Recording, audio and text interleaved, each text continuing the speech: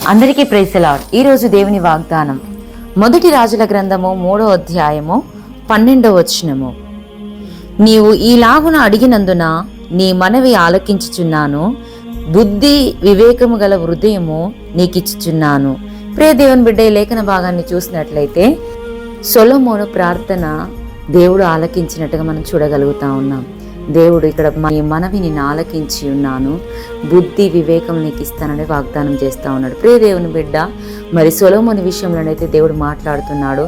నీ వంటి వాడు ఇదివరకును లేడు, ఇక ముందు కూడా ఉండబోడని మరి సొలొమోనుతో మాట్లాడుతున్నట్టుగా చూస్తాం. ఆయన అడిగింది ఏంటంటే జ్ఞానం కలిగిన హృదయము ప్రజలకు న్యాయము తీర్చగలుగుతుంది. ప్రియ దేవుని బిడ్డ, ఈ దినమున నువ్వు దేవుణ్ణి ఏది అడగబోతున్నావో అది యథార్థంగా ఇతరులకు మేలుకరంగా ఉన్నప్పుడు, అది నీకు ఆశీర్వాదకరంగా ఉన్నప్పుడు నా తండ్రి నిశ్చయంగా నీకు ఇవ్వబోతున్నాడు. ఎట్టి వాగ్దానం మనందరి పట్ల దేవుడు నిశ్చయంగా నెరవేర్చునుగాక. ప్రార్థన. మమ్మల్ని మికిలి ప్రేమిస్తున్న మా ప్రియపరలోక ప్రార్థన నీకు వందనాలయ్యా. తండ్రి, ఈ దినం మీరు మాకు అనుగ్రహించిన వాగ్దాన వాక్కులకే వందనాలు. మేము అడిగింది మాకు ప్రతిదీ ఇస్తానని వాగ్దానం చేసిన వాడవయ్యా తండ్రి, అది మాకు ఆశీర్వాదం అని పలుకుతున్న మీ మాటకే వందనాలు. ఎంతమంది బిడ్డలైతే ఈ దినము ప్రవ్వా నాయన బర్త్డేలు, మ్యారేజ్ డేలు ప్రవ్వా మంచి కార్యములు పూనుకుంటున్నారు.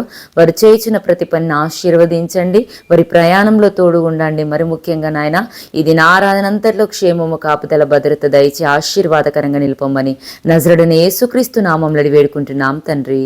ఆమెన్. Praise the lord.